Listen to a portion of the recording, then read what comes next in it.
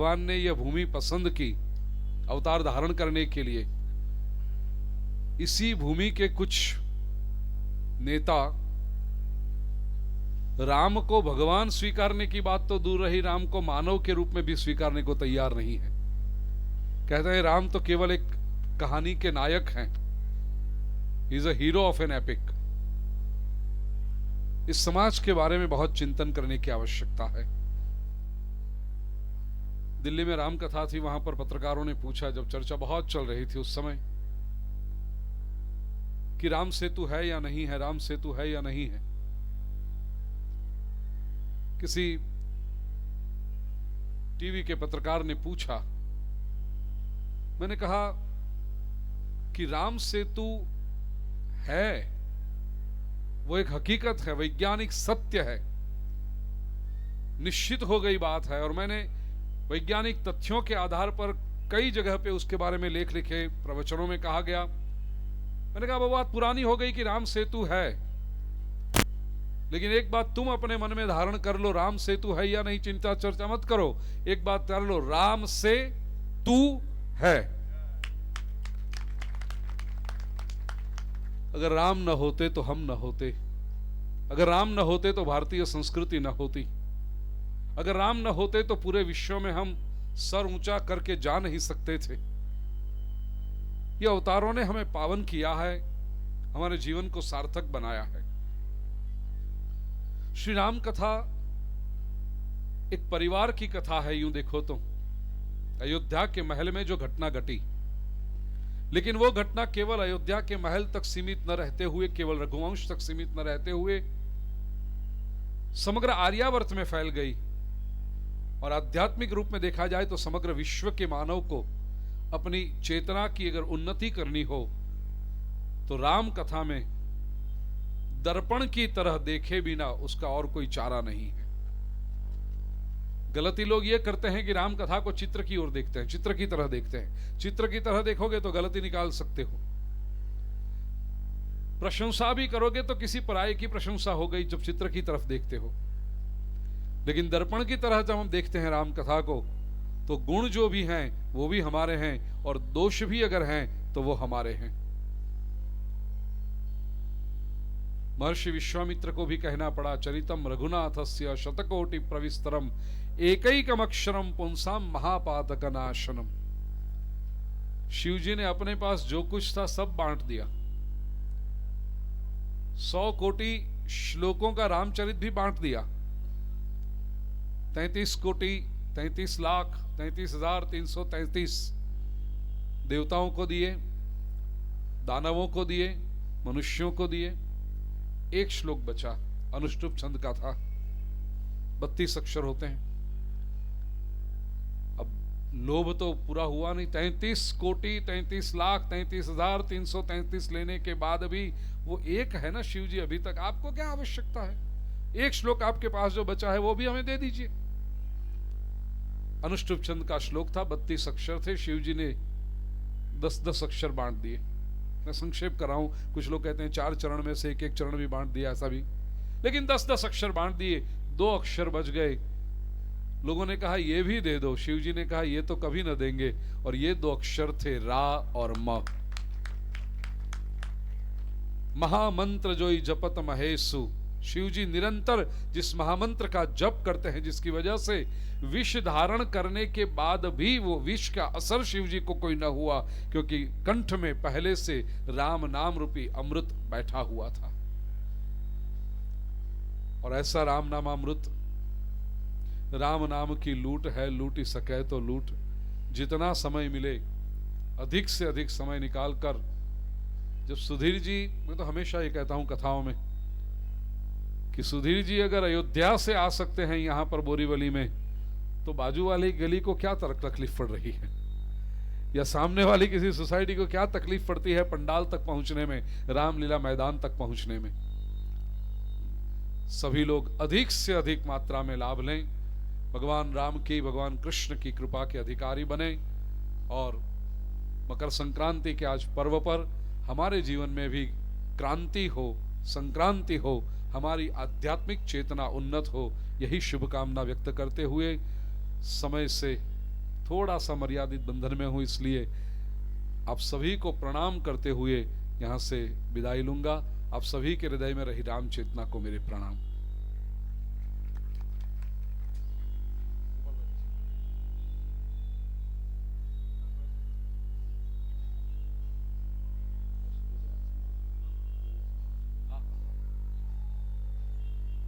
पूज्य भाई श्री ने कहा कि सिया राम मैं सब जग जानी, करूँ प्रणाम जोरी जुग पानी।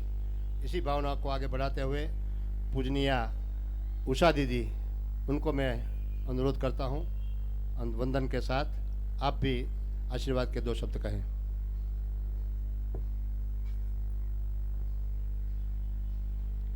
बोलिए रामचंद्र भगवान की। व्यासाय विष्णु रूपाय व्यास रूपाय विष्णुए नमो वयम ब्रह्म निधे वासिष्ठाय नमो नमः। व्यासपीठ के चरणों में नमन करते हुए उपस्थित समस्त महानुभाव मातृशक्तियों, बड़ा सुंदर समय है। मीरा रोड में राम कथा का आयोजन हो रहा है, जहां आज छठा दिवस है और मुझे इसी बीच यहाँ की आयोजन समिति के माध्यम से रामलीला मैदान के इस पावन से प्रांगण में राघवेंद्र सरकार की कथा के इस सुंदर से अवसर पर आने का या अवसर प्रदान किया। मैं बहुत बहुत धन्यवाद प्रदान करना चाहूँगी आयोजन समिति को। साथ ही नमन करना चाहूँगी संत जी के चरणों में। आज राम कथा की आवश्यकता जीवन में क्या है, वो तो निश्चित रूप से जहाँ रामायण में कहा जाता है कि कामार्थ सदेहाश लुब्धा अन्यो तत्परा काले सर्वे भविष्यन्ति स्वल्पायु बहुपुत्र का, जहाँ कलयुग में चारों ओर आज पाप बढ़ रहा है, मोह बढ़ रहा है, लोभ बढ़ रहा है, ऐसे समय में रामचरित रामायण के अंदर वाल्मीकि जी महाराज ने कहा है क्यों आखिर रामलीला मैदान के अंदर इस कथा की आवश्यकता है।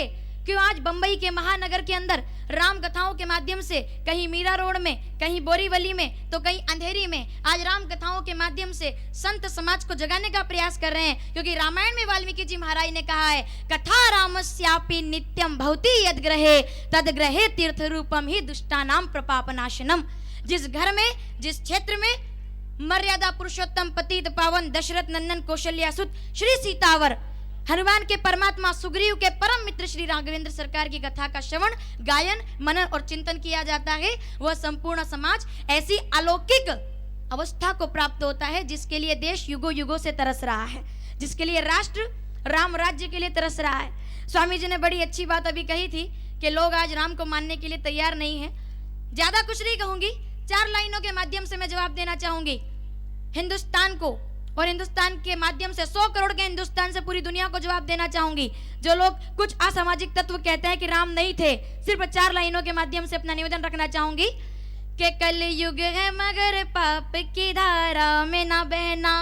क्योंकि मैं राम के मंच पर खड़े होकर के राघवेंद्र सरकार की बात आप लोगों के सामने रख रही हूँ और एक निवेदन कर रही हूँ आपसे 100 करोड़ के हिंदुस्तान की ओर से कि कल युग है मगर पाप की धारा में ना बहना।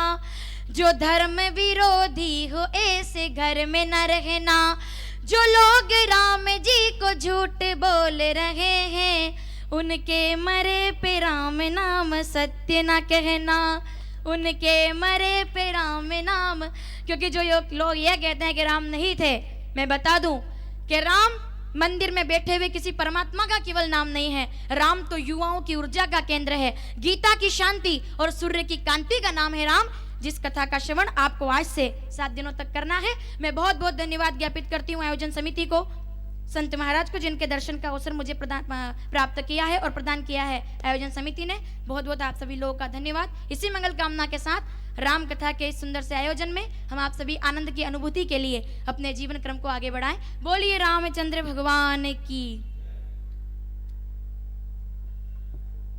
बोलिए भारत माता की।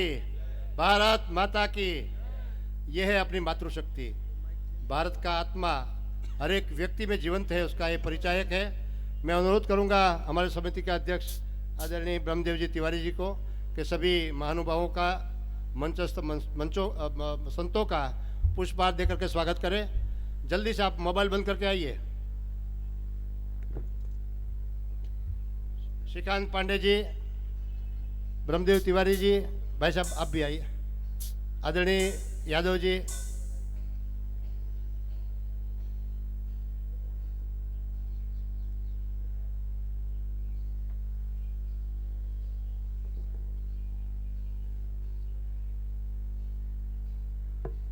प्रथम पूजनीय वर्षा दीदी जी को,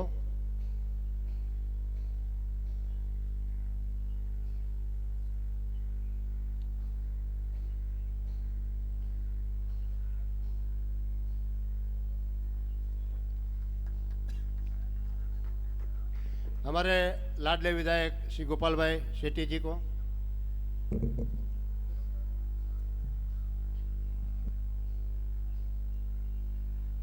समादरणीय पंडित रामजस उपाध्याय जी को,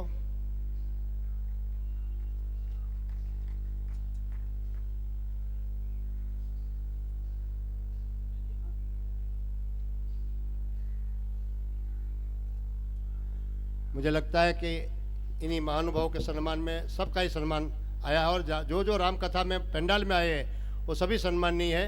उनके प्रति पुनः मैं एक बार आभार का भाव प्रकट करते हुए मैं आदरणीय गोपाल भाई को विनती करता हूं कि उन्होंने आज के परम पावन अवसर पर 2 शब्द कहे हमको। श्री गोपाल भाई।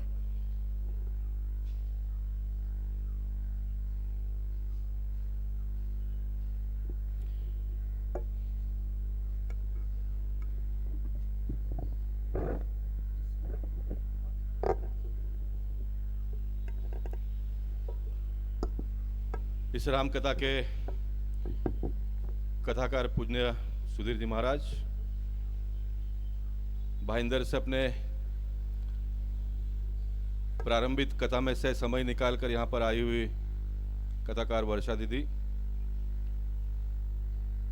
श्री राम सत्संग समिति के अध्यक्ष ब्रह्मदेव तिवारी जी, श्रीकांत पांडे जी, आयोजन समिति के अन्य सभी पदाधिकारी, इस मैदान पर गत 30 वर्ष से रामलीला का आयोजन करने वाले हमारे मार्गदर्शक रामजस उपाध्याय जी, नगर सेवक मोहन मिडवावकर जी, नगर सेवक प्रवीण भाई शाह, भाईंदर से आए हुए नगर सेवक हमारे रामनारायण दुबे जी, उपस्थित सभी राम भक्त भाई और बहनों, मैं ब्रह्मदेव तिवारी और उनके सभी साथी पदाधिकारियों को हृदय से धन्यवाद देना चाहता हूं। बोरीवली के इस रामलीला में राम कथा का आयोजन करने का कल्पना आपके मन में आया और उस कल्पना को साकार करने के लिए आपने सभी को साथ में लेकर आज हम प्रथम दिन के इस कार्य में सभी लोग शामिल हुए हैं। जैसे जैसे कथा प्रारंभ होगा, पहला दिन, दूसरा दिन, तीसरा दिन, जैसे जैसे हम आगे बढ़ते जाएंगे वैसे कथा की गरिमा भी बढ़ेगा, ऐसा मैं अपेक्षा व्यक्त करता हूं। और बोरीवली के इस पुण्य भूमि में इन दिनों में बहुत सारी जगह पर कथा का प्रारंभ हो रहा है, हुआ है और शुरू भी है। कोरा केंद्र का कथा कल समाप्त हो जाएगा। शाम को आज श्री श्री रविशंकर जी आ रहे और आज यहाँ पर ये राम कथा का आयोजन हुआ है। मैं अम्बा जी मंदिर के महंत बाबूजी महाराज को यहाँ पर स्वागत करता हूँ, उनका मंच पर आने को उनको विनती करता हूँ। और सचमुच बोरीवली में आने वाले दिनों में हम सबको इस कथा का श्रावण करने का एक अच्छा सुनहरा अवसर प्राप्त हुआ है। मैं आप सभी से निवेदन करना चाहता हूँ कि अधिक से अधिक लोगों को जोड़कर जो जिसको पकड़ के ले आएगा, जो कथा सुनेगा, उसका पुण्य का 50% पुण्य लाने वाले को मिलेगा, सुनाने वाले को और आयोजन करने वाले को जो मिलेगा वो मिलेगा। लेकिन कथा में जो लोग जोड़ पाएंगे उनको 50% पुण्य मिलेगा, ऐसा आदेश इस मंच पर से हो रहा है। तो मैं सभी से निवेदन करना चाहूँगा कि अधिक से अधिक लोगों को आप जोड़िए और इस कथा के गरिमा को हम बढ़ाते हुए अपने देश की संस्कृति को जीवित करते हुए और उसे मजबूत करने का प्रयास करेंगे। भगवान राम क्या थे, कैसे थे, उन्होंने क्या क्या किया है, इस कथा के बारे में हमने बार बार सुना है, लेकिन जितने भी बार हम सुनते हैं तो और एक बार सुनने का मन होता है। इसी का मतलब है कि भाई भगवान राम थे। अब नए जिसको शंका है उनका शंका तो दूर, मुझे लगता है कि यहाँ पर कथा सुनने के बाद में ही होगा। घर में बैठ के कोई कल्पना करने से भगवान राम थे या नहीं थे इसका कोई उत्तर उनको प्राप्त नहीं होने वाला है। इसलिए जिस किसी के भी मन में इस प्रकार की शंका हो वो यहाँ पर आकर 7 दिन अगर कथा का श्रावण करेंगे तो मुझे लगता है कि फिर 8वें दिन से वही कहना प्रारंभ करेंगे कि भाई भगवान राम थे करके। इसलिए मैं आयोजन समिति के अध्यक्ष और उनके सभी पदाधिकारियों को धन्यवाद देता हूँ। आप सबको बहुत बहुत शुभेच्छा, धन्यवाद। भारत माता की जय। बोलो जय श्री राम। जय जय श्री राम, जय जय श्री राम। धन्यवाद। हरि अनंत हरि कथा अनंता। गोपाल भाई ने कहा कि कहीं चल रही है, कहीं चलने वाली है, कहीं विश्राम होने वाला है। तो इस प्रकार से पूरे भारत भर में ये हरि अनंत हरि कथा अनंता कथा कहीं न कहीं चल रही है। और उसी माहौल में मैं अनुरोध करूंगा, आदरणीय मोहन मितबावकर जी नगर सेवक भी है, यहाँ के प्रभाग समिति के अध्यक्ष है, आप मंच पर आइए और अध्यक्ष महाराज आप उनका स्वागत करिए। साथ साथ में बाबूजी महाराज अंबाजी धाम हम सब जानते हैं, उसके महंत श्री वो भी यहाँ उपस्थित है। मैं प्रमुख श्री से अनुरोध करूँगा कि पूज्य बाबूजी महाराज का भी पुष्पमाला दे करके सत्कार करें। रामनारायण जी दुबे हमारे मीरा रोड के नगर सेवक है, उनका भी सत्कार करने के लिए मैं ब्रह्मदेव तिवारी जी और श्रीकांत पांडे जी को अनुरोध करता हूँ।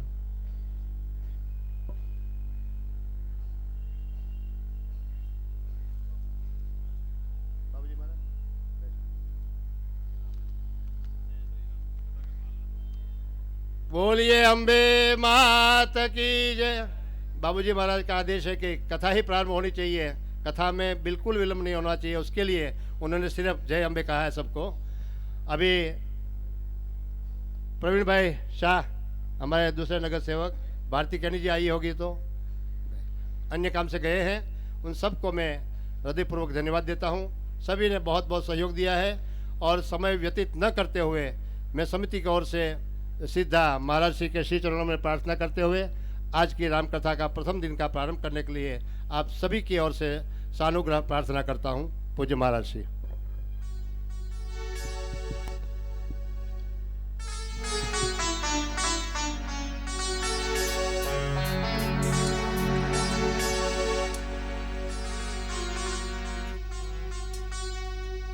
श्री सद्गुरु चरण कमलेभ्यो नमः।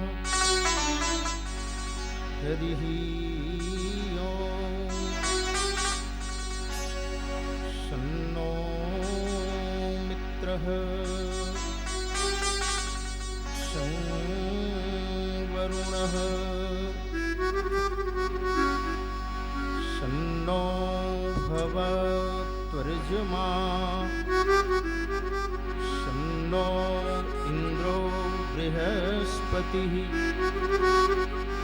शन्नो विष्णुरुक्रमः। नमो ब्रह्मणे नमस्ते वायो त्वमेव प्रत्यक्षं ब्रह्मासि त्वामेव प्रत्यक्षं ब्रह्म वदिष्यामि ऋतं वदिष्यामि सत्यं वदिष्यामि तन्मामवतु तद्वक्तारमवतु अवतु माम् अवतु वक्तारम्। ओम शांतिः शांतिः शांतिः। जयति निर्भरानंद संदोह कपि केसरी केसरी सुवन भुवनेक भरता दिव्य भूमिंजना मंजुला कर्मणे भक्त चिंताप संताप हरता जयति धर्मार्थ कामाप वर्गद विभो ब्रह्मलोकादि वैभव विरागी वचन मानस कर्म सत्य धर्म प्रति जानकी नाथ चरणानुरागी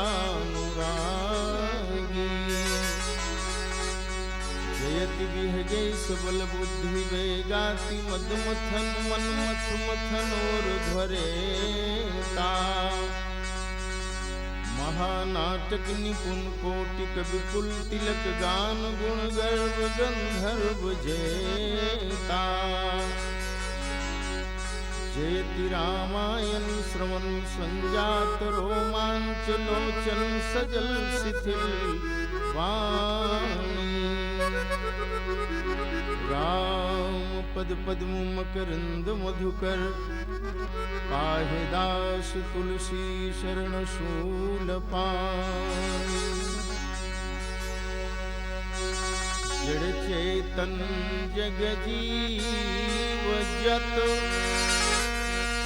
सकल राम में जान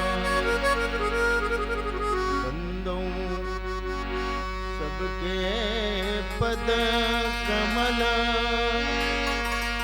सदा जो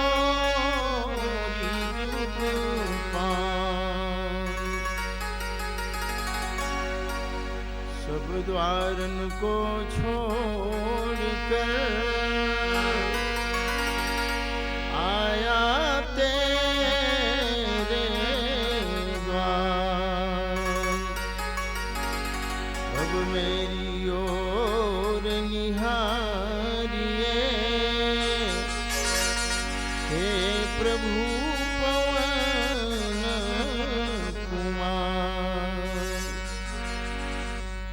बार बार वर मांगूं हरसी देहु श्री रंग पद सरोज अनुपानी भक्ति सदा सत्संग। प्रेम से बोलिए श्री सच्चिदानंद भगवान की जय। श्री हनुमान जी महाराज की जय। बाबा गोस्वामी जी महाराज की जय। परम संत श्री गुरुदेव भगवान की जय।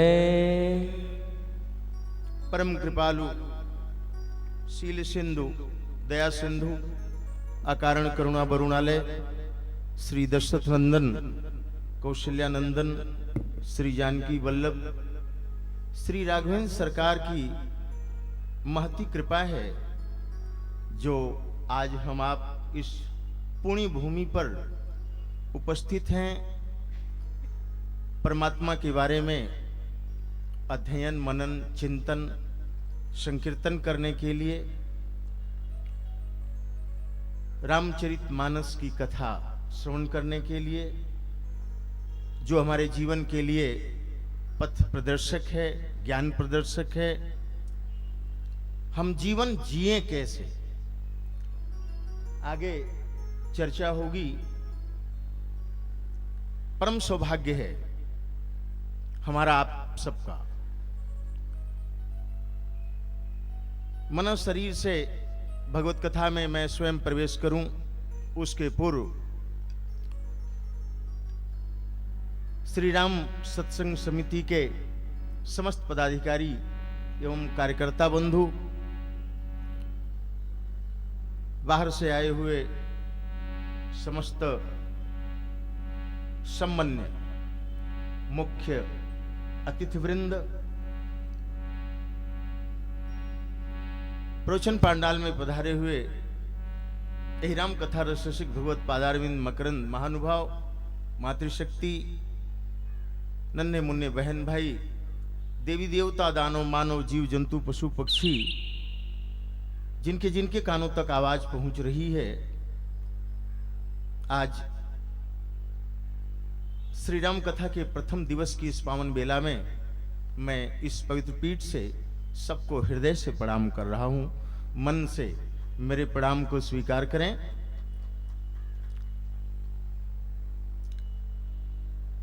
शुभ संकल्प होना चाहिए, सात्विक संकल्प होना चाहिए। ये शुभ और सात्विक संकल्प की ही देन है कि आज यहां इस तरह से सब लोग एकत्रित हैं। लेकिन मात्र शुभ संकल्प कर लेने से ही, सात्विक संकल्प कर लेने से ही भगवत कार्य नहीं होता जब तक उसको क्रिया का रूप न दें। तो हम सभी लोगों ने शुभ संकल्प किया, उसको क्रिया का रूप दिए। लेकिन मुंह सूख रहा है, एकदम खींच रहा है तुम्हारा माइक, पता नहीं क्या से टिकी। तो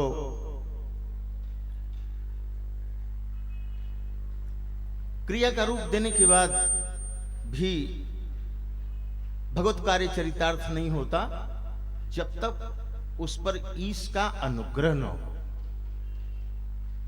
ये तीनों बातें हैं, शुभ संकल्प, क्रिया का रूप, तत्पश्चात ईश का अनुग्रह। तो निश्चित रूप से जानिए हमारे आप सबके ऊपर ईश का अनुग्रह है कि आज हम यहां उपस्थित हैं सत्संग रूपी गंगा में स्नान करने के लिए, श्री राम कथा गंगा में स्नान करने के लिए। बड़ी कृपा है। गंगा प्रकट हुई, यद्यपि गंगा का उद्गम है श्रीहरि का नख, और श्रीहरि के नख से ब्रह्मा के कमंडल में, ब्रह्मा के कमंडल से शिव की जटा में, शिव की जटा से मानसरोवर में, मानसरोवर से गोमुख में, गोमुख से गंगोत्री में, गंगोत्री से हरिद्वार में होती हुई अमुक स्थान अमुक प्रदेश होती हुई सागर में समा गई। मान्यता है कि शिव की जटा से जो गंगा निकली उसमें स्नान करने से जीव को पाप से मुक्ति मिल जाती है, शरीर पवित्र हो जाता है। लेकिन मन में परिवर्तन नहीं होता, मानस में परिवर्तन नहीं होता जब तक सत्संग रूपी गंगा में स्नान करने को न मिले। बड़ी कृपा है।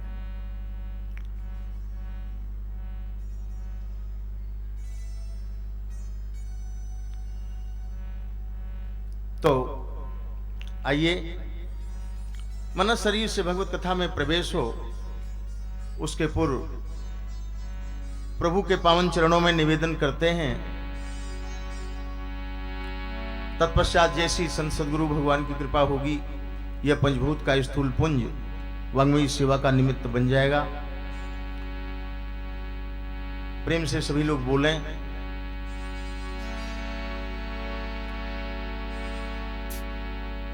बोलिए श्री हनुमान जी महाराज की जय।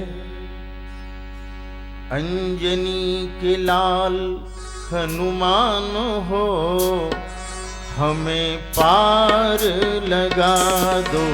अंजनी के लाल हनुमान हो, हमें पार लगा दो। अंजनी के लाल हनुमान हो, हमें पार लगा दो। अंजनी के लाल हनुमान हो, हमें पार लगा दो। पार लगा दो, हमें पार लगा दो।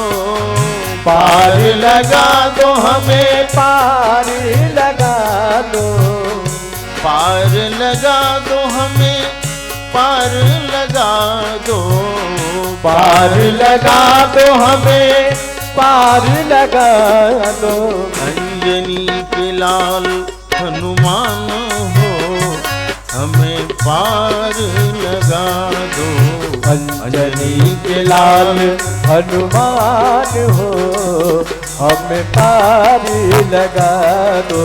अंजनी के लाल हनुमान हो, हमें पार लगा दो। अंजनी के लाल हनुमान हो, हमें पार लगा दो। राम के दुलरुआ सिया जी के बबुआ, राम के दुलरुआ श्री जी के बबुआ। राम के दुलरुआ सिया जी के बबुआ। राम के दुलरुआ सिया जी के बबुआ। लक्ष्मण के प्राण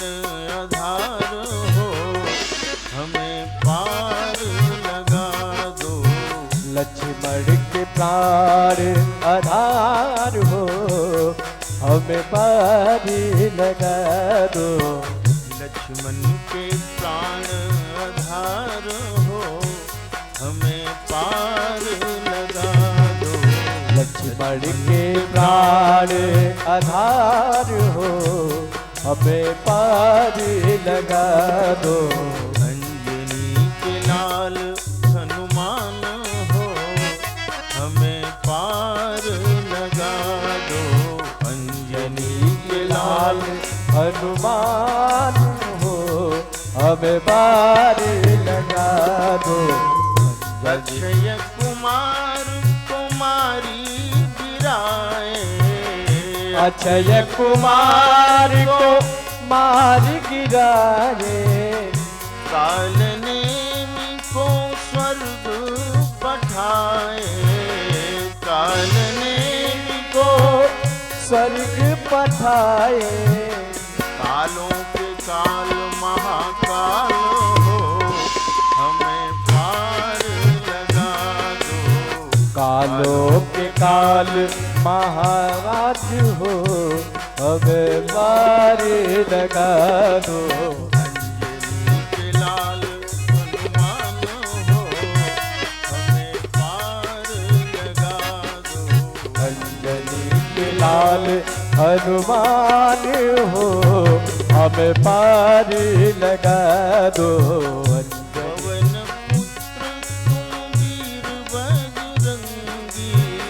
पवन पुत्र तुम वीर बजरंगी, पवन पुत्र तुम वीर बजरंगी। पुत्र तुम वीर बजरंगी। विपत्ति काल में भक्तों के संगी, विपत्ति काल में भक्तों के संगी। विपत्ति काल में भक्तों के संगी। भक्तों के प्राण आधार हो, हमें पार लगा दो।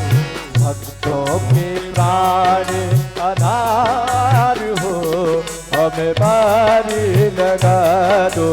भक्तों के प्राण आधार हो, हमें पार लगा दो। अंजनी के लाल हनुमान हो, हमें पार लगा दो। अंजनी के लाल हनुमान हो, हमें पार लगा दो। बोलिए श्री हनुमान जी महाराज की जय। श्री राम कथा का शुभारंभ श्री रामचरितमानस में प्रश्न से होता है और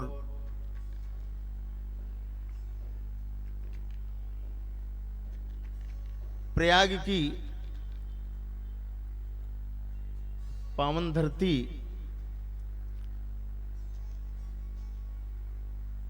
ये थोड़ा डिस्टर्ब कर रहा है।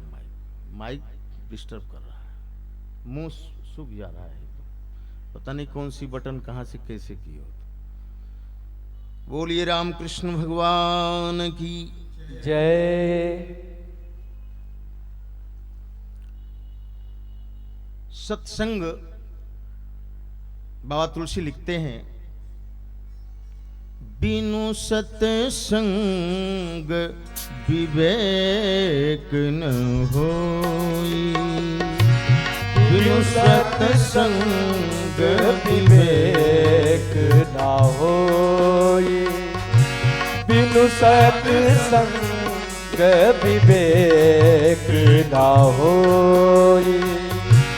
बिनु सत्संग विवेक न होई, बिनु सत्संग विवेक ना होई। राम कृपा बिनु सुलभ न सोई, राम कृपा बिनु सुलभ ना सोई। राम कृपा बिनु सुलभ ना सोई। राम कृपा बिनु सुलभ ना सोई। होई विवेक मोह भ्रम भागा, होई विवेक मोह बन भागा। होई विवेक मोह भ्रम भागा, होई विवेक मोह भ्रम भागा। तब रघुनाथ चरण अनुरागा, तब रघुनाथ चरण अनुरागा। तब रघुनाथ चरण अनुरागा। तब रघुनाथ चरण अनुरागा। मिलई न रघुपति बिनु अनुरागा, मिलई न रघुपति बिनु अनुरागा। मिलई न रघुपति बिनु अनुरागा, मिलई न रघुपति बिनु अनुरागा। किए जोग जप ध्यान विरागा, किए जोग जप ध्यान विरागा। किए जोग जप ध्यान विरागा। राम, राम यानी धर्म, धर्म के घनीभूत स्वरूप। आवाजें दब जा रही है कुछ। राम यानी धर्म के घनीभूत स्वरूप, राम का चरित्र। धर्म को आज शब्दों की रस्सी से कुछ लोगों ने बांध दिया। धर्म, बोलिए रामकृष्ण भगवान की।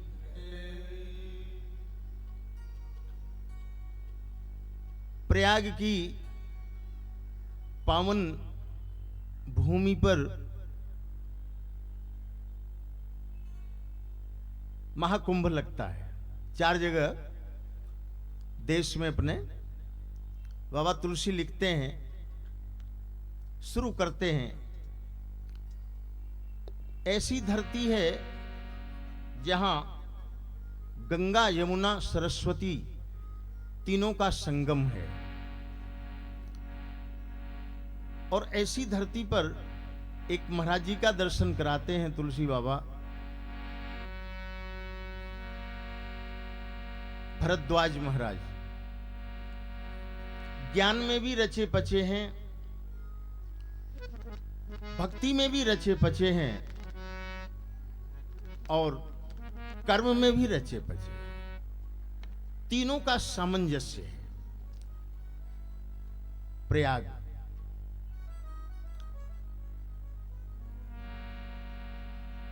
माघ मकर गतर बीजब होई, माघ मकर गतर बीजब होई, माघ मकर गतर बीजब होई, तीर्थपति आव सब कोई, तीर्थपति आए सब कोई, देव दनुज किन्नर नर श्रेणी, देव तनुज नर नर सेई, सादर जही सकल त्रिवेणी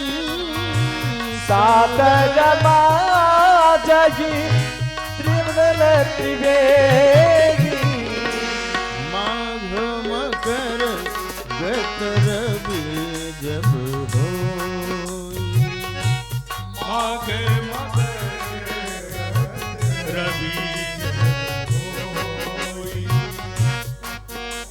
मगर रब गए जब होई। प्रयाग की पावन धरती पर भरद्वाज महाराज जी का आश्रम है, वहां मेला लगता है, कुंभ लगता है।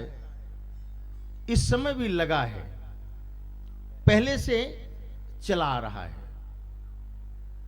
सब लोग वहां स्नान करने जाते हैं, देवता, दानव, नर किन्नर सभी लोग।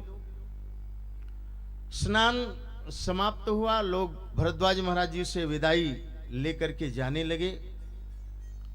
याज्ञवल्क्य महाराज जी जब पहुंचे भरद्वाज जी के पास, और याज्ञवल्क्य महाराज जी ने भी कहा, महाराज अब तो स्नान संपन्न हो गया, चलें। तो भरद्वाज महाराज जी पैर पकड़ लिए। बाबा तुलसी लिखते हैं, याज्ञवल्क मुनि परम विवेकी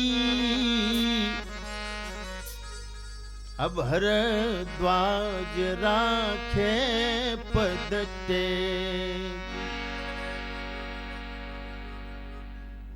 ध्यान दीजिएगा, ज्ञानी भी हैं, कर्मकांडी भी हैं, और भक्ति से भी ओतप्रोत हैं। ज्ञान इतना अहंकारी हो जाए कि रो न सके, ज्ञान इतना गंभीर हो जाए कि हंस न सके, ज्ञान इतना आत्म केंद्रित हो जाए कि दूसरों की चिंता ही न करे। तो हमारे संतों ने कहा, वह ज्ञान अज्ञान से भी वो नीचे है, उसका स्तर, उसको ज्ञानी नहीं कहना चाहिए। महाराज को देखिए, भरद्वाज जी को पैर पकड़ लिया, जबकि ऐसी बात नहीं है कि भरद्वाज महाराज जी कथा नहीं सुने हैं, नहीं जानते हैं, लेकिन चरण पकड़ लिए।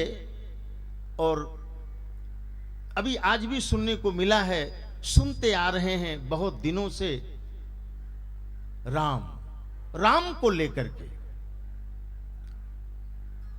कौन राम? अभी आपने सुना कि कुछ लोग तो ऐसे भी हैं जो ये कहते हैं कि न भगवान राम है न इंसान राम है। हा? आज परम विवेकी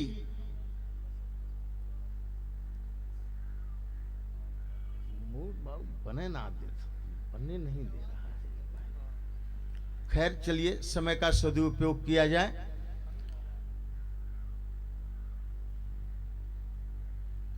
भरद्वाज महाराज जी ने कहा याज्ञवल्क्य जी से कि प्रभु एक संशय है, एक शंका है। याज्ञवल्क्य जी ने कहा, किस बात की आशंका है आपको, क्या संशय है आपको? तो भरद्वाज जी कहते हैं, राम को लेकर के। अब मानो बिल्कुल यह बात एकदम समझिएगा कि भरद्वाज जैसा व्यक्ति जो ज्ञान में रचा पचा हो, जो तीनों के किनारे पर आसन लगा करके बैठा है, ज्ञान, भक्ति, कर्म, गंगा, यमुना, सरस्वती, हमको आपको समझाने के लिए, हमको आपको बताने के लिए। उन्होंने कहा राम को लेकर के शंका है महाराज, संशय है। राम कवन प्रभु पूछऊं तो ही,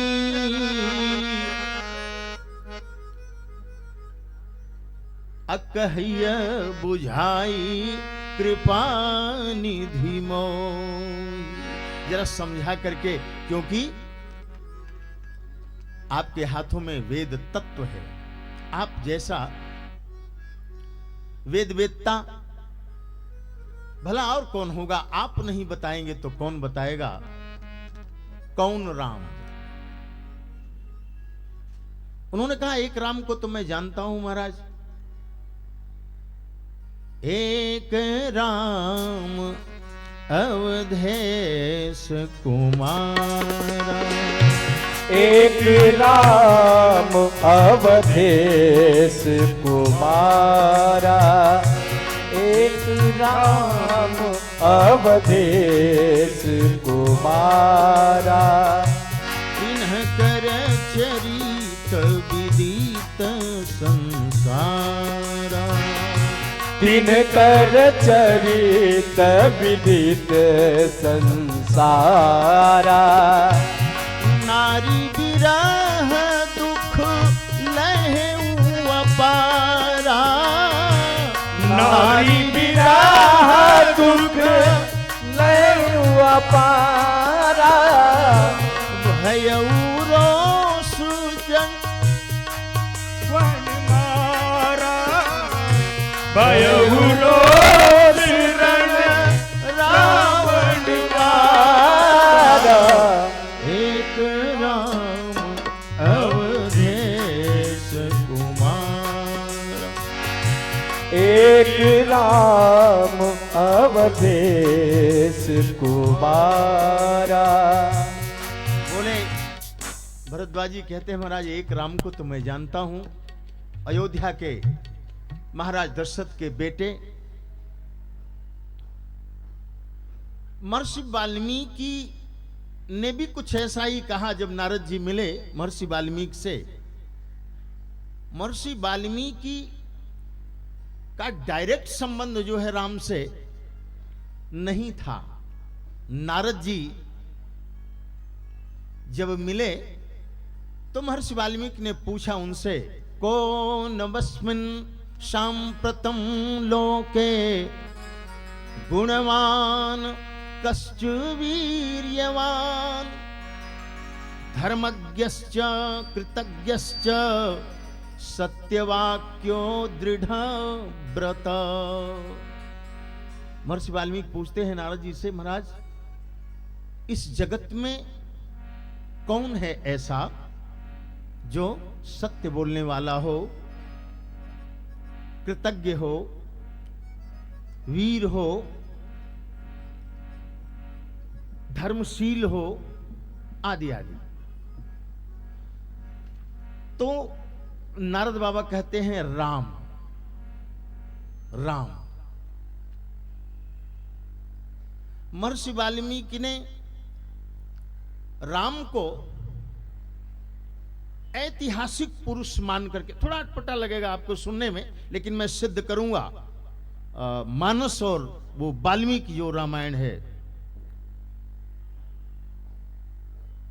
उस समय ऐतिहासिक पृष्ठभूमि पर ऐतिहासिक पुरुष के रूप में महर्षि वाल्मीकि ने जो जो देखा वो लिखा, बताया नारद जी ने। यहां भरद्वाज महाराज जी जब प्रश्न करते हैं क्या वही राम? प्रभु सोई राम किया पर को जाहि जपत त्रिपुरा,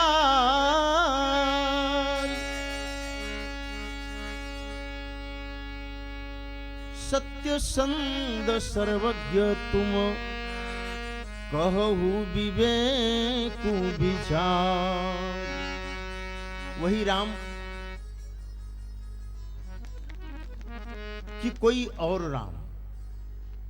क्या जो अयोध्या नरेश महाराज दशरथ के बेटे राम हैं उन्हीं राम को भगवान भोलेनाथ जिह्वा पर विराजित किए हुए हैं, उन्हीं के नाम का जप करते हैं कि कोई और राम? वैसे भी लोग प्रश्न करते हैं कौन राम महाराज?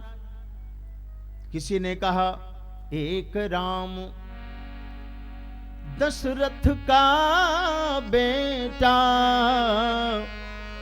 एक राम घट घट में लेटा, एक राम कर सकल पसारा, एक राम है सबसे न्यारा।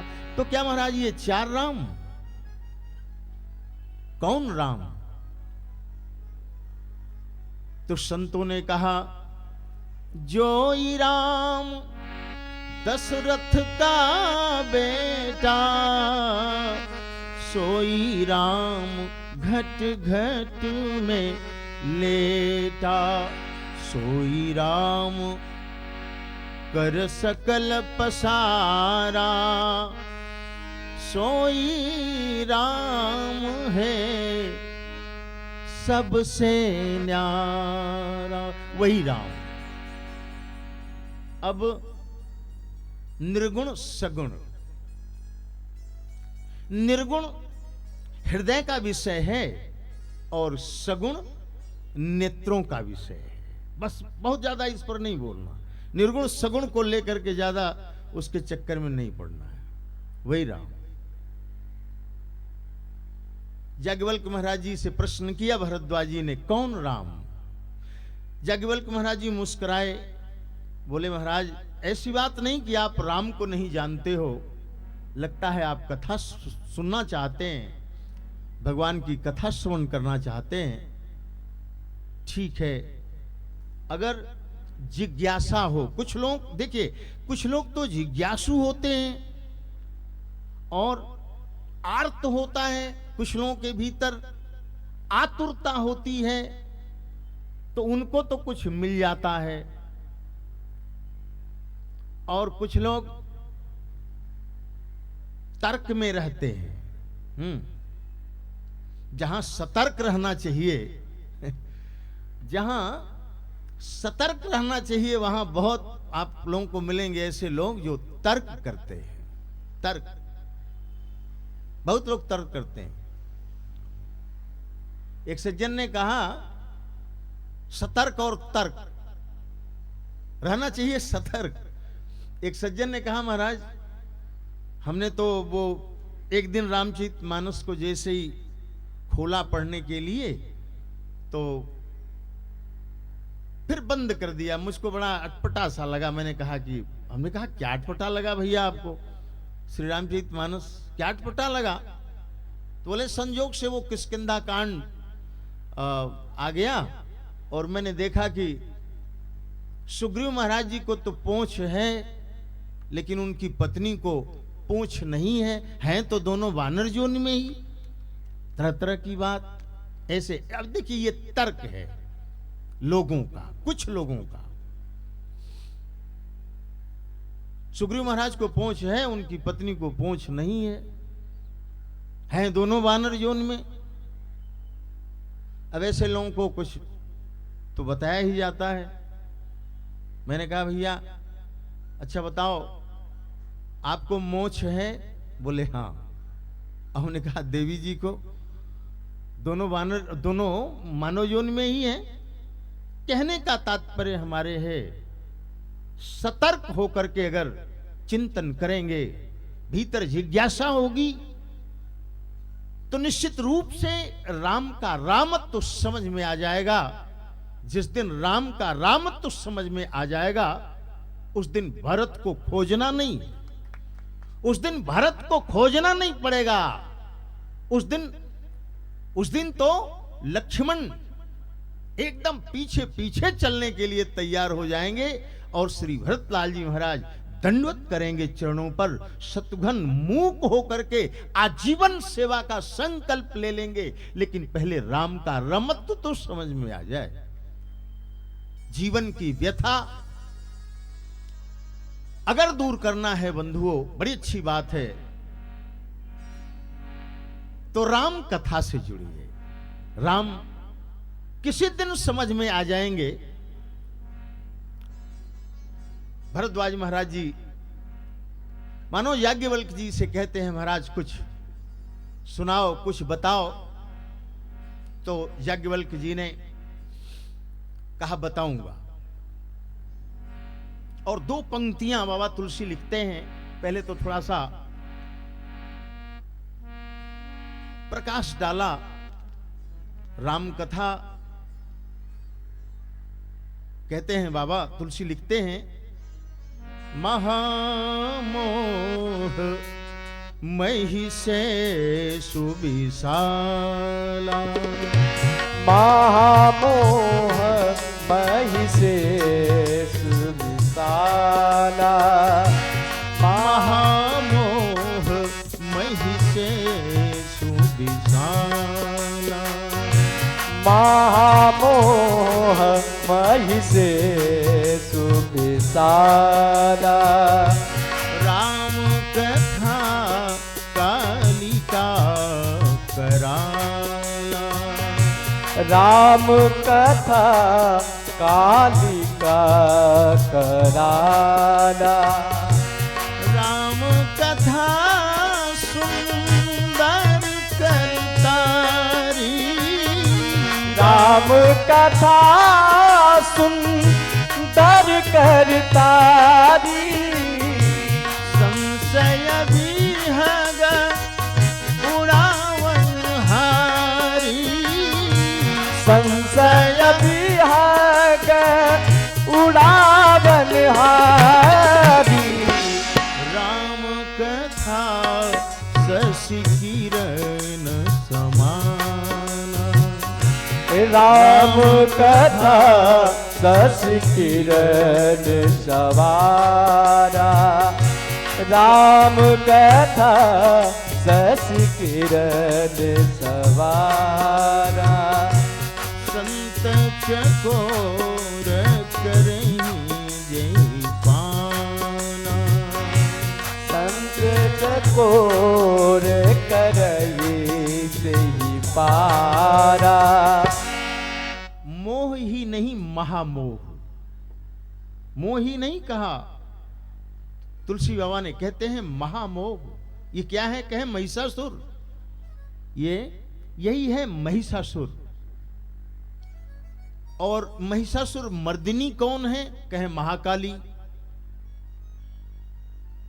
तो अगर महामोह महिषासुर है तो महाकाली ये श्री राम कथा।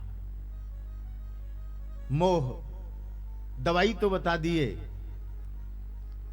मोह ही नहीं बल्कि महामोह की दवा बताया राम कथा। लेकिन महामोह या मोह का उद्गम क्या है? ये मोह का उद्गम क्या है? कहां से ये उत्पन्न होता है?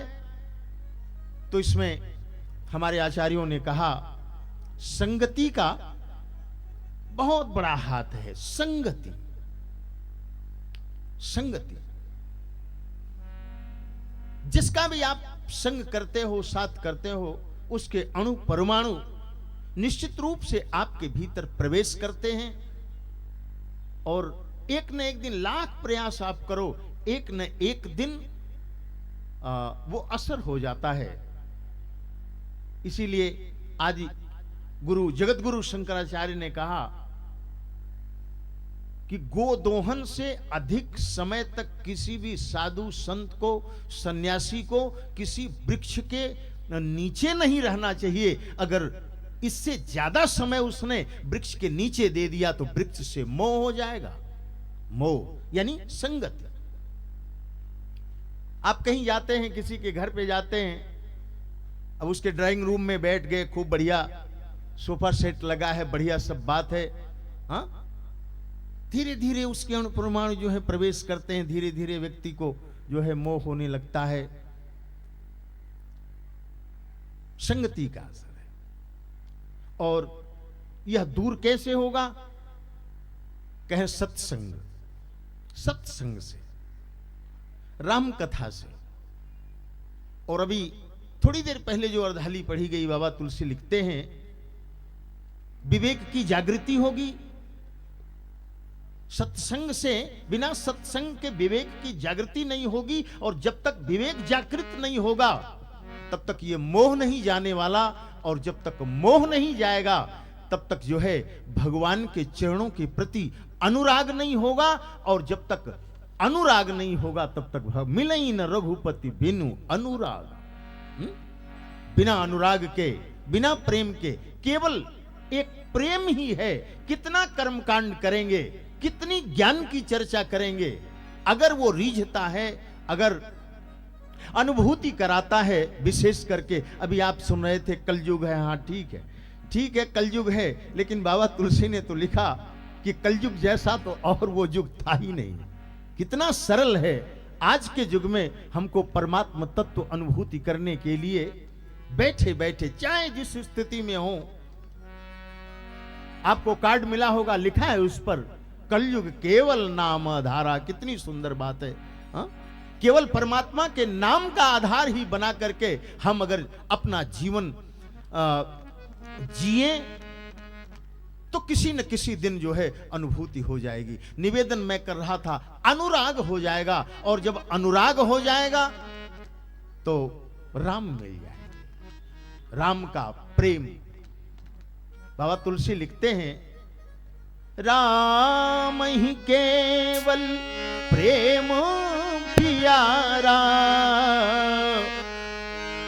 राम ही केवल प्रेम प्यारा, अजानी लेहु जो जान निहारा। राम का प्रेम,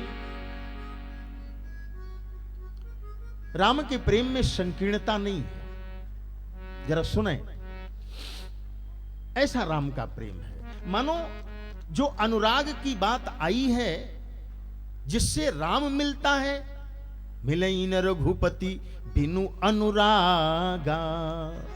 तो वो अनुराग कैसा अनुराग है राम का? कहे राम का ऐसा अनुराग है, राम का ऐसा प्रेम है जिसमें संकीर्णता नहीं है।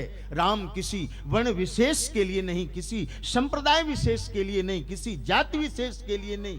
राम तो व्यापकता है, पूरा एकदम कण कण में, पशु पक्षी जीव जंतु सबसे प्रेम करने वाला। कहने का तात्पर्य हमारे इन आंखों से जहां तक दिख रहा है, अगर सबसे प्रेम करने का मन कर रहा है, किसी के प्रति कोई विरोध नहीं है, तब तो समझें कि ये राम का प्रेम है।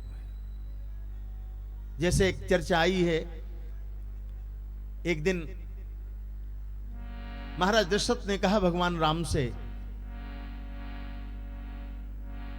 कि बेटा नाथ की पूजा करो। मैं अक्सर कहा करता हूं कथा में, राम का प्रेम देखें कितना व्यापक है।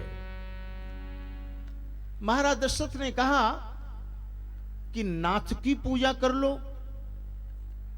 राम जी ने कहा कि पिताश्री आपका आदेश शिरोधार्य है, आपके कहने से मैं नाथ की पूजा तो कर लूंगा, लेकिन मेरा मन नहीं कर रहा है, मेरा हृदय नहीं कह रहा है नाथ की पूजा करने के लिए। मानो जैसे लगता ऐसा है कि नाथ की में संकीर्णता है।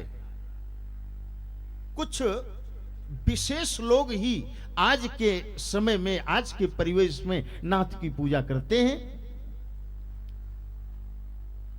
महाराज दशरथ ने कहा कि अच्छा तो ठीक है, नाथ की पूजा नहीं तो फिर वो रंगनाथ की पूजा कर लो।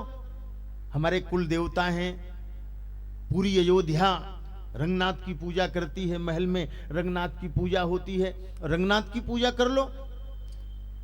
अभी भी राम कहते हैं कि आपके कहने से मैं रंगनाथ की पूजा कर लूंगा, लेकिन मेरा मन नहीं कर रहा है। अब तो महाराज दशरथ ने कहा अब ये बताओ तुम्हारा मन किसकी पूजा करने के लिए कह रहा है? हाँ? तुम्हारा हृदय किसकी पूजा करने के लिए कह रहा है? तो भगवान राम यही कहेंगे, पिताश्री मेरा हृदय तो बस केवल उनकी पूजा करने के लिए कर रहा है। वो कौन है? बाबा तुलसी संकेत करते हैं कि विश्वनाथ।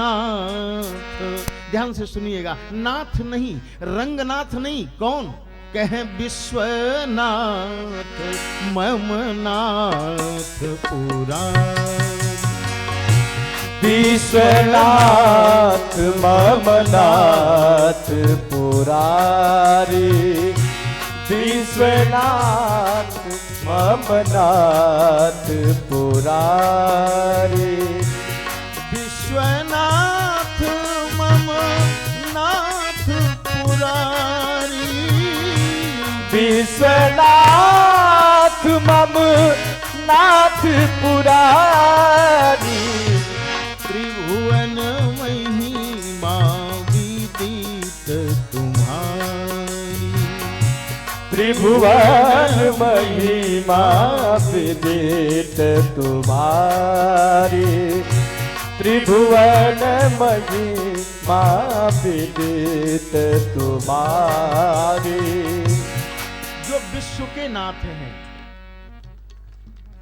नाथ नहीं, रंगनाथ नहीं, जो विश्व के नाथ हैं। महाराज दशरथ ने कहा,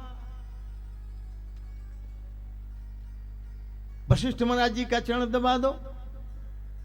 एक राम के प्रेम पर भाव बना है, राम का प्रेम संकीर्णता नहीं है राम के प्रेम में। भगवान राम ने कहा आप कह रहे हैं तो ठीक है, गुरु जी हैं, दबा दूंगा, लेकिन बगैर किसी के कहे अगर मेरा हृदय किसी का पैर, किसी का चरण संवहन करने के लिए कह रहा है तो वो कौन है?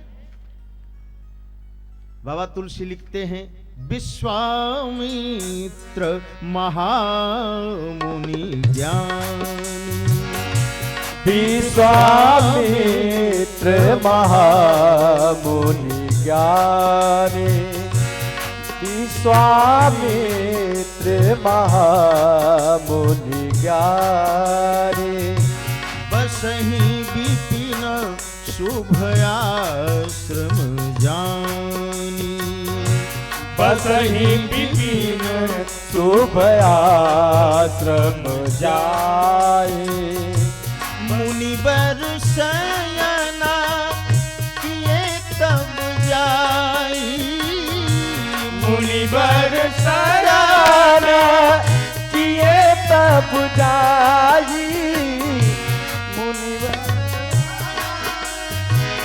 किए तब जाई लगे चरण चापन दो भाई लगे चरण चापन दो भाई लगे चरण चापन दो भाई। पूजा विश्वनाथ की करेंगे अपने मन से, चरण दबाएंगे विश्वामित्र का। क्या अर्थ हुआ? जो विश्व का मित्र है, जो विश्व का नाथ है, अर्थ ही लगाना है और भाव ही समझना है। जो विश्व का मित्र है, जो विश्व का नाथ है, उसकी पूजा करेंगे। जो विश्व का मित्र है, विश्व के चिंतन की बात जो ईमानदारी से करता है, हाँ? बिना कहे वो अखिल ब्रह्मांड नायक जगत नियंता आराध्य जो वाणी का विषय नहीं है, जो अजन्मा है, वह जब जन्म लेता है, अवतार लेता है, प्रकट होता है, तो वो ऐसों के चरण दबाता है। कहते हैं किसी को कहने की जरूरत नहीं। अगर पूछा जाए प्रभु अब जल्दी से ये भी बता दीजिए कि सबसे ज्यादा प्रेम आप किसको करोगे, तो तुलसी बाबा कहते हैं कि विश्व भरण पोषण कर जो विश्व भरण पोषण कर जोरी विश्व भरण पोषण कर जोरी विश्व भरण पोषण कर जोई विश्व भरण पोषण कर जोई ताकर नाम भरत दस हो ताकर नाम भरत यस होई ताकर नाम भरत यस होई। ये राम का प्रेम है। ये राम का अनुराग है। मानो अगर ऐसा प्रेम है ईमानदारी के साथ, तब तो निश्चित रूप से एक दिन राम मिलेंगे। कहने का तात्पर्य हमारे जो महामोह है, जो महामोह है वो समाप्त हो जाएगा, विवेक की जागृति हो जाएगी और भगवान राम के चरणों के प्रति प्रेम होगा और राम मिल जाएंगे। दूसरी पंक्ति जो याज्ञवल्क्य महाराज जी ने पढ़ा, भरद्वाज जी को जो सुनाया, कहते हैं राम कथा शशि किरण समाना, असंत चकोर करहीं जिहि पान। चंद्रमा नहीं कहा। लोगों ने कहा, तुलसी बाबा से पूछा कि श्री रामचरितमानस को आपने, श्री राम कथा को आपने सूर्य क्यों नहीं कहा? तुलसी बाबा बोले कि सूर्य हमेशा सबको प्रिय नहीं होता। ठीक है, प्रकाश देता है, अच्छी बात है, अंधेरे को दूर करता है, लेकिन अब जो सूर्य जाड़े में अच्छा लगता है, अब हमारे यहां इतनी ठंड पड़ रही है, उधर अयोध्या की तरफ इतनी ठंड पड़ रही है, लोग जो हैं तरस रहे हैं कि सूर्य का दर्शन हो, सूर्य की किरणों का ताप मिले। और वही फिर वो मई जून के महीने में तो बिल्कुल छुपते हैं साहब, एकदम जा करके अरे। तो सूर्य नहीं कहा, सूर्य की किरण नहीं कहा तुलसी बाबा ने, चंद्रमा नहीं कहा। लोगों ने कहा कि प्रभु चंद्रमा ही कह देते, चंद्रमा तो शीतलता है, चंद्रमा में प्रकाश भी है। तुलसी बाबा बोले नहीं, चंद्रमा नहीं कहूंगा। चंद्रमा अगर कह दूंगा तो कभी कोई उंगली उठा देगा कि जिस तरह से चंद्रमा में दाग है, वैसे ये राम कथा में भी दाग है, श्री रामचरितमानस में भी दाग है। लेकिन किरण कहा, शशि किरण।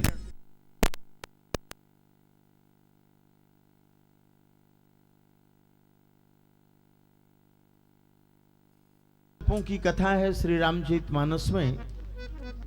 बाबा तुलसी लिखते हैं, यह एक बार श्री रामचरितमानस में जब जब एक बार आया है, कोई न कोई विशेष घटना लेके आया है अपने साथ। जब आप पढ़ेंगे, जहां जहां एक बार आप श्री रामचरितमानस में पढ़ेंगे, कोई न कोई घटना है जहां बाबा गोस्वामी तुलसीदास जी की विशेष दृष्टि पड़ी है, और उस घटना से कोई न कोई सूत्र हमारे आपके लिए निकल के आया है। और वो सूत्र अगर हमारे आपके भीतर आत्मसात हो जाए तो जीवन धन्य हो जाए। फिर तो भीतर से इतना आनंद आने लगे, इतना आनंद आने लगे कि फिर कहने की बात ही नहीं, बशर्ते उस सूत्र को आत्मसात करने की आवश्यकता है। एक बार,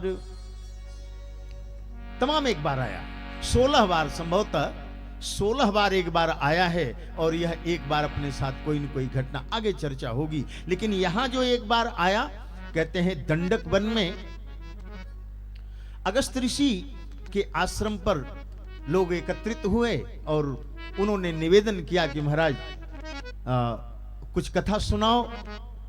भगवान भोलेनाथ, जैसे उनको पता चला कि अगस्त ऋषि के आश्रम पर भगवान की कथा होने जा रही है, बड़ी पुण्य, ये जहां भगवान की कथा होती है, समझिए वो पुण्य स्थल है, पवित्र स्थल हो जाता है। कहते हैं कि एक बार भगवान भोलेनाथ माता पार्वती के साथ जा रहे थे। कुछ दूर जाने के बाद एक निर्जन स्थान दिखाई दिया। शिव ने दंडवत प्रणाम किया। निर्जन स्थान, न कोई मूर्ति है, न कोई मंदिर है, सब वीरान है बिल्कुल। भगवान भोलेनाथ दंडवत प्रणाम किए। वहां मैया पार्वती ने पूछा, भोलेनाथ यहाँ न कोई मंदिर है, न कोई मूर्ति है, आपने यहाँ दंडवत प्रणाम किया? भगवान शिव ने कहा, देवी 25,000 वर्ष पहले यहाँ राम की कथा हुई थी, ये पवित्र स्थल है, इसलिए प्रणाम कर रहा हूं। आगे गए, फिर ऐसा ही एक स्थान आया, वहां पर उन्होंने दंडवत प्रणाम किया। मैया ने पूछा पार्वती ने, यहां क्या है? तो भगवान शिव कहते हैं, 25,000 वर्ष बाद यहां कथा होगी भगवान राम की, इसलिए ये पवित्र स्थान है। कथा के बड़े प्रेमी, बहुत प्रेमी, स्वयं कथा के रचयिता भी आप सुने थे, पूज्य श्री भूपेंद्र भाई जी के श्रीमुख से बड़ी हर्षानुभूति हुई। टेलीविजन पर आपके कथाओं को हम लोग जो है सुना करते हैं और दर्शन किया करते हैं, लेकिन आज अक्ष के समक्ष प्रत्यक्ष देख करके जो हर्षानुभूति हुई वो तो समय व्यस्त था आपका, चले गए आशीर्वाद दे करके हम लोगों को। तो उन्होंने कहा था 100 करोड़ अनुष्टुप छंद की कथा स्वयं भगवान भोलेनाथ बनाए। जब एक बार आदि रचयिता, कथा के आदि रचयिता शिव और वक्ता भी खूब बढ़िया, अगर कोई सुनने वाला मिलता है तो उसको सुनाने लगते हैं, और कोई सुनाने वाला मिलता है तो बैठ करके सुनते हैं, नीचे बैठ के सुनते हैं। आज जब पता चला कि कथा का मंगलाचरण होने जा रहा है, तब तक चल दिए बाबा कैलाश से, और माता सती भी साथ में तैयार हो गई। अच्छी बात है, अकेले नहीं, धर्म का कार्य, यज्ञ अनुष्ठान, कथा, सत्संग, कीर्तन, भजन, पूजन अकेले नहीं करना चाहिए। दोनों लोगों को साथ, ये पति पत्नी का जो मिलन हुआ है, हमारे संतों ने कहा परमात्मा की प्राप्ति के लिए हुआ है। आप देखे होंगे किसी योगी महात्मा मुनि को वो अनुभूति भले करा दिया हो, उनके भीतर प्रकाश के रूप में उनके दिव्यतम आलोक का दर्शन उनको अवश्य में कराया हो वो, लेकिन बेटा बन करके तो किसी के वो गृहस्थ के घर ही आया, आया ना, आया है। तो बोले पति पत्नी दोनों एक साथ मिल करके जब कंधा से कंधा मिला करके भजन करते हैं, पूजन करते हैं, अनुष्ठान करते हैं, तो परमात्मा तत्व की अनुभूति होती है। भगवान अनुभूति कर, बहुत सुंदर बात है। भगवान भोलेनाथ जैसे ही चले कथा श्रवण करने के लिए, माता सती भी तैयार हो गई, बोली मैं भी चलूंगा। भगवान देखिए विश्वास है, शिव कौन है, कहें विश्वास, आ रही हैं विश्वास के साथ। हा? जब विश्वास के साथ कैलाश से एक एक कदम नीचे उतर के आ रही हैं, तो हमारे बाबा तुलसी दर्शन कर रहे हैं, देख रहे हैं। अगस्त ऋषि के आश्रम पर जैसे ही पहुंचे, बाबा तुलसी लिखते हैं कि ये कौन आ रही हैं, कहें ये तो सती हैं, जगत जननी हैं, भवानी हैं, इनसे महान कोई और नहीं है। कितना विशेषण लगाया, लेकिन जब भगवान शिव और सती के चरणों का प्रक्षालन किया, अगस्त ऋषि ने बोले मैं तो धन्य हो गया, कृतकृत्य हो गया। आज जगत का पिता स्वयं शिव आया है जीव के दरवाजे पर कथा श्रवण करने के लिए। भोलेनाथ हाथ जोड़े, अगस्त ऋषि बोले प्रभु जब आप आ गए हैं तो आप इस पीठ पर विराजित होइए, आपसे बढ़िया कथा सुनाने वाला भला और कौन होगा, हम तो सुनेंगे आज। लेकिन शिव ने कहा नहीं, आज हम सुनाने नहीं आए, हम तो सुनने आए हैं। देखिए जो नीचे बैठता है उसको सम्मान मिलता है। बोले मैं तो सुनने आया हूं कथा, आज सुनूंगा।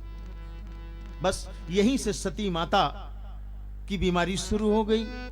माताओं का कुछ स्वभाव ऐसा होता है। हा? सती माता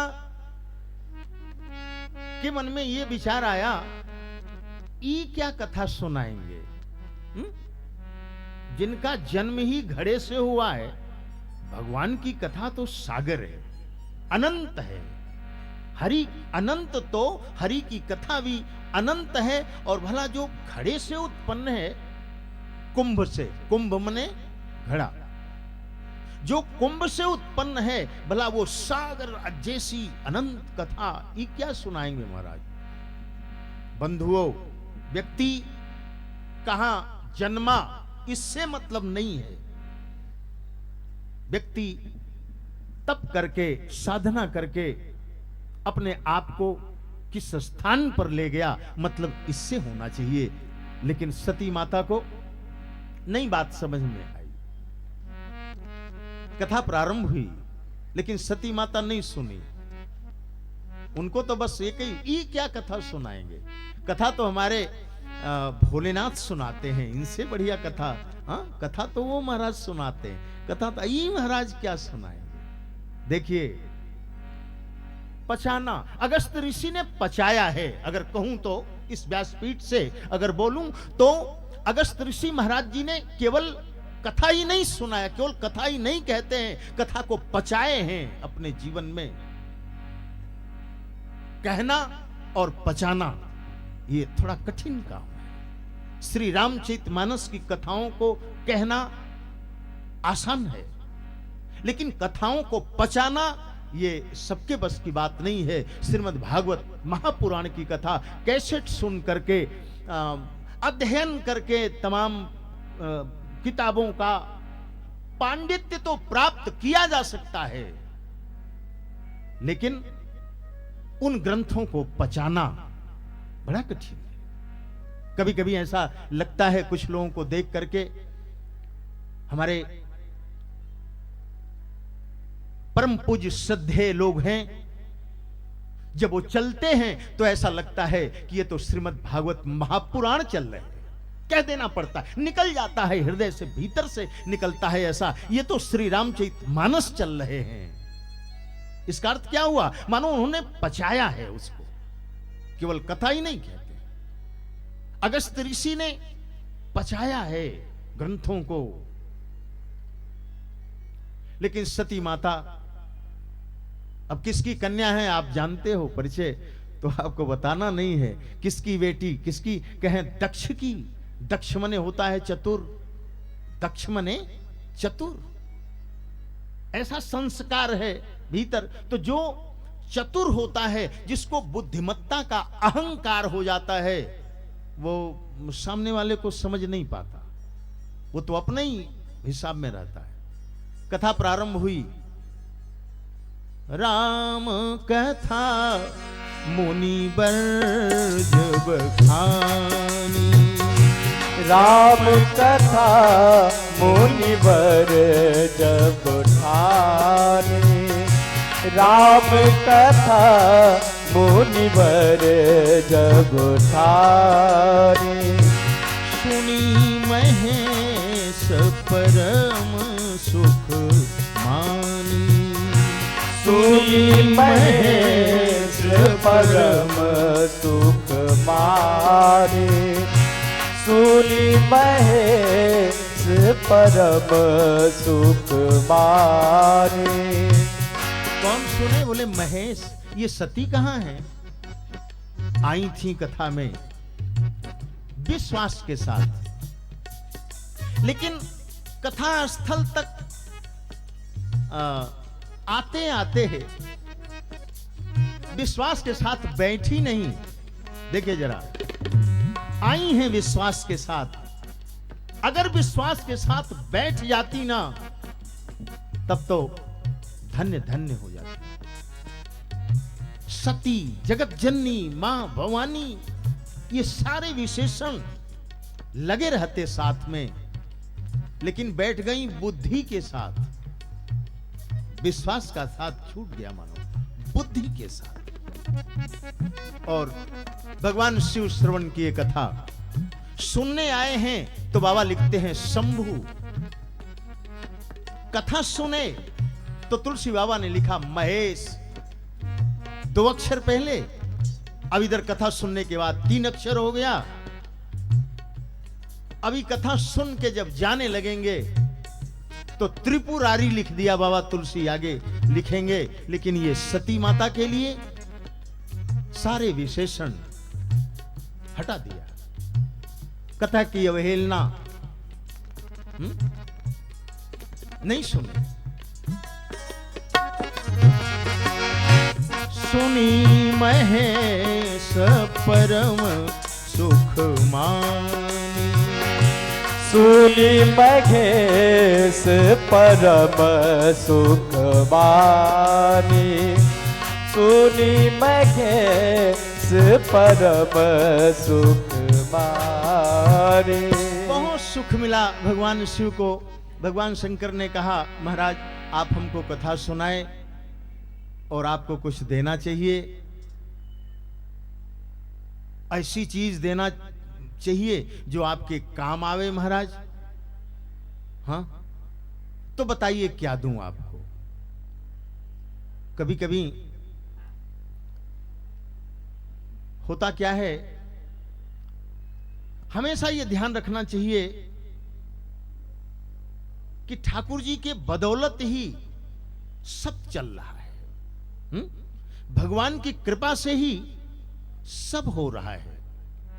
ये आंखें खुल रही हैं परमात्मा की कृपा से, ये हाथ की उंगलियां, ये पैर सब, ये दिल की धड़कन, ये नसों में, सिराओं में, धमनियों में जो रक्त का प्रवाह हो रहा है, ये किसकी कृपा से हो रहा है? सब उसी की कृपा से हो रहा है।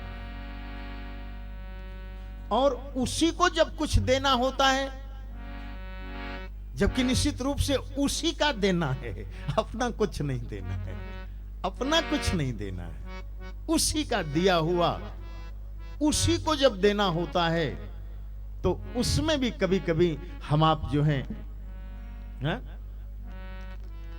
एक माताजी थी, उनकी बहू माताजी से बोली कि माताजी वो जो देसी घी है ना वो खराब हो गया है, वो बिल्कुल मतलब का नहीं रहा। अब वो तो दाल में जब उसकी छोंक लगा रही हूं तो दाल खराब हो जा रही है, वो नहीं अच्छा लग रहा है, वो फेंक दूं। तो सास ने कहा कि पगली हो, देसी घी कहीं फेंका जाता है? बहू ने कहा अरे फिर क्या करूं, वो अपने मतलब का नहीं रहा, वो खाने में बिल्कुल बेकार लग रहा है, वो तो बदबू आ रही है उसमें से। तो सास ने कहा चुप रहो, फेंको मत, उसको गर्म करके रुई की बत्ती बना करके उसमें डाल दो, ठाकुर जी की आरती करेंगे। सोचो विचार करो आप, अपने मतलब का नहीं रहा घी, लेकिन अब ठाकुर जी की आरती करने के लिए तो उसको फेंकना नहीं है, गर्म करके उसको छान के रुई की बत्ती उसमें लगा करके, और सास बहू दोनों संध्या को जला करके ठाकुर जी के सामने खड़ी होकर के आरती कर रही हैं कि सुख संपत्ति घर आवे, कष्ट मिटे तन का। ठाकुर जी बोले कि बूढ़ा चिंता मत करो, बदबू वाले घी की आरती कर रही हो जो तुम्हारे मतलब का नहीं रहा, उसकी आरती करके वो मां दीप जला करके कह रही हो सुख संपत्ति घर आवे, और कष्ट मिटे तन का। मैं फालिस मरवा दूंगा, मैं इतना सस्ता ऐसा बना लिया। अब कहो कि महाराज भाव है, भाव से कर तो रही है। अरे भाव क्या है, अपने लिए जो है। शिव को देखिए, भगवान शंकर कहते हैं महाराज, और भी बात है। शिव ने कहा कुछ देना चाहिए आपको महाराज जो आपके काम आवे। बोलो महाराज क्या दे दूं? भारत का ऋषि कभी मांगा है क्या? भारत का संत स्व के लिए नहीं मांगा, स्व के लिए कभी नहीं मांगा। अगर कभी भारतीय संत ने, भारतीय ऋषि ने मांग की तो वो सर्व के लिए किया, स्व के लिए तो कभी कोई मांग नहीं। और वैसे भी जो स्व के लिए मांगता है उसको भिखारी कहते हैं, और जो सर्व के लिए मांगता है उसे ही तो पुजारी कहते हैं। चाहे वो देश का कह लीजिए, चाहे वो भगवान का कह लीजिए, चाहे संस्कृति, सनातन, देश, सर्व, सबके लिए। तो मांगा कहां? पूछा। अगस्त ऋषि ने पूछा। बाबा तुलसी लिखते हैं कि ऋषि पूछी हरि भगति सुहाई, ऋषि पूछी हरि भगति सुहाई, ऋषि पूछी हरि भगत सहाय। ऋषि पूछी हरि भगति सुहाई।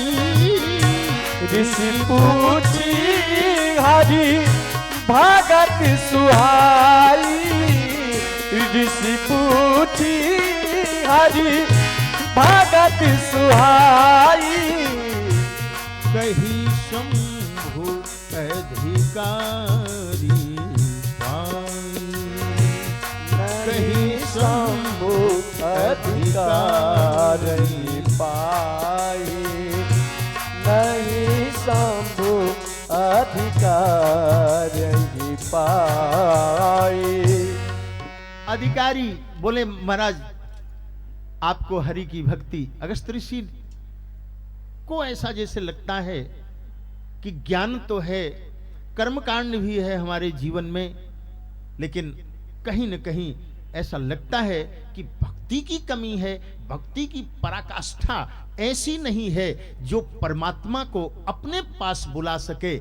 और अगर इनकी कृपा हो जाए भोलेनाथ की, बोले यही है, यही पर कृपा न करही पुरारी। सोन पाव मुनि भगति हमारी। जिसके ऊपर भोलेनाथ की कृपा नहीं होगी, भगवान स्वयं कहते हैं उसको हमारी भक्ति मिलने वाली नहीं है। तो अगस्त ऋषि ने कहा महाराज अगर देना ही है तो ऐसा वरदान दीजिए, ऐसी कृपा करिए हमारे ऊपर कि भगवान हमसे मिलें, भगवान का दर्शन हो, भगवान की कृपा हो जाए। अगस्त ऋषि ने कहा जाओ महाराज, वरदान दिया, आप अधिकारी हैं, निश्चित रूप से राम मिलेंगे। और आगे आप पढ़ोगे मानस में, मिले राम अगस्त ऋषि से। ऐसा कह करके कुछ दिन रहे, कथा कीर्तन हुआ, भगवत चर्चा हुई। और जब चलने लगे तो मुनि सन विदा मांगी त्रिपुरारी। चले भवन संग दक्ष कुमार। अब सती नहीं जा रही हैं, अब ये भवानी नहीं जा रही हैं। कौन जा रही हैं? कहें ये तो दक्ष की कन्या जा रही हैं। देखिए पिता का संस्कार जो है ऐन मौके पर, मैं तो कहा करता हूं ये माता पिता के कुकृत और सुकृत का दर्शन उनके बेटी बेटा कराते हैं। दक्ष महाराज का नाम पड़ गया, मानो सती के साथ नाम जुड़ गया। कहते हैं बाबा तुलसी लिखते हैं कि चले भवन संग दक्ष कुमारी। अच्छा भवन लिखा, वहां तो मंदिर होना चाहिए। हाँ, ये जहां भगवान भोलेनाथ और माता सती रहते हैं वो मंदिर होना चाहिए। लक्ष्मी नारायण जहां हैं वो मंदिर होना चाहिए। मंदिर है, होता ही है। सीताराम जी जहां है मंदिर है। राधा कृष्ण जहां हैं वो मंदिर है। लेकिन इसको आज बाबा तुलसी कहते कहां जा रहे हैं? कहें भवन। क्यों? कहें मतभेद हो गया, मतभेद हो गया। आज जहां जहां ऐसी स्थिति है, घर पे ही लीजिए, जिस दाम्पत्य जीवन में मतभेद है, पति का भरोसा पत्नी पर नहीं है, पत्नी का भरोसा पति पर नहीं है, उस घर को आप मंदिर मत कहिएगा। वो तो निश्चित रूप से उस दाम्पत्य जीवन की वाटिका में सुगंध आने की बात हो ही नहीं सकती। लेकिन जहां कंधे से कंधा मिला के चला जा रहा है, जहां दोनों पर भरोसा है एक दूसरे का, उस वाटिका से सुगंध आ रही है, वहां तो बहुत सुंदर बात है, उसको आप मंदिर कह लीजिए। लेकिन जहां मतभेद है, कलयुग का जीवन मंदिर नहीं बना,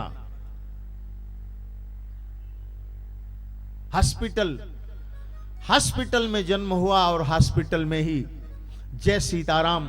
बीच का जो समय था वो जैसे होटल जैसा रहा। Hospital to hospital via hotel. मंदिर कहां से बनेगा? मंदिर का तो समय होता है। मंदिर, मंदिर में तो मैतक्य, विचारों में मैं तक के होता है मंदिर की जो बात है, और जहां ऐसा नहीं है वो तो चले भवन लिख दिया।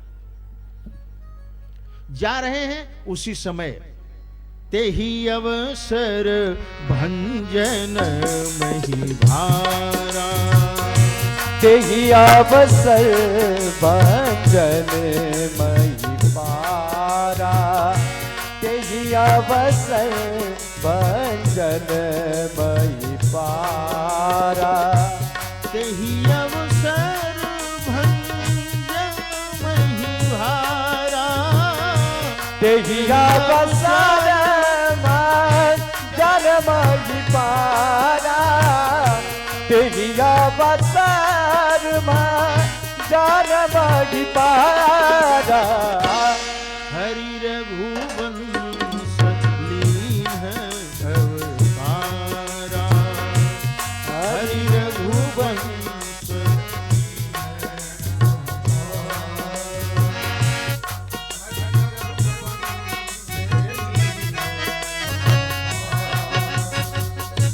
पिता वचन तजिराज उदासी, पिता वचन तजिराज उदासी, दंडक बन विचरत अविनाशी, दंडक बन विचरत अविनाशी, दंडक बन विचरत अविनाशी। उसी समय बाबा कहते हैं तुलसी रघुवंश में भगवान का अवतार हुआ। पिता के वचनों का पालन करने के लिए भगवान वन को चले गए। वन में रावण द्वारा सीता जी का हरण हो गया। भगवान वियोग में जगत जननी मां भगवती के लीला की पराकाष्ठा चल रही है। भगवान की खोज रहे हैं सीता जी को, और इधर गगन पंथ से सती और भगवान शिव जा रहे हैं। भगवान भोलेनाथ ने दर्शन किया। कथा का फल देखिए। अभी यहां दंडक वन से कथा श्रवण करने के बाद शिव की जब यात्रा प्रारंभ हुई तो हृदय विचारत जात हर के ही विधि दर्शन हो। कैसे दर्शन हो, कहां मिलेंगे भगवान। और जैसे ही आगे बढ़े, भगवान लीला चल रही थी भगवान की। दर्शन किया शिव ने, प्रणाम किए।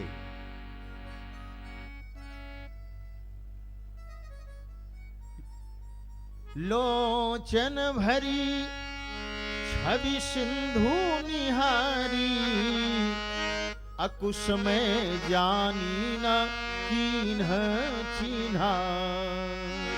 भगवान ने कहा ये लीला और चरित ये दो है। यहां देखिए कभी कभी होता क्या है, हम भ्रम में पड़ जाते हैं। परमात्मा करता है लीला और हम चरित देखने लगते हैं। प्रभु करता है चरित और हम लीला देखने लगते हैं। थोड़ा सा वो ऐसी स्थिति बन जाती है। यहां लीला चल रही है, और लीला में तो आप जानते हो, लीला माने नाटक। नाटक तो नाटक है। भगवान शिव ने देखा, दूर से ही प्रणाम किए। बोले अगर ऐसे समय में सामने जाता हूं तो लीला बिगड़ जाएगी सरकार की। दूर से ही प्रणाम किए। जय सच्चिदानंद जग पावन, अस कही चले मनोज नसावन। ऐसा कह करके प्रणाम करके जैसे ही भगवान चलने के लिए पीछे मुड़े, माता सती अब इनको लगा ऐसा कि अरे इन्होंने किसका प्रणाम, ये कौन है। देखिए अगर कथा सुनी होती, मूल में कथा है बंधुओं, अगर कथा श्रवण की होती विश्वास के साथ तो फिर समझ जाती। जैसे शिव ने समझ लिया, शिव जान गए, वैसे ही सती भी समझ जाती। लेकिन कथा की अवहेलना कर दी। अगस्त ऋषि को नहीं समझ पाई और परिणाम ये हुआ, यहां भी संशय हो रहा है। ये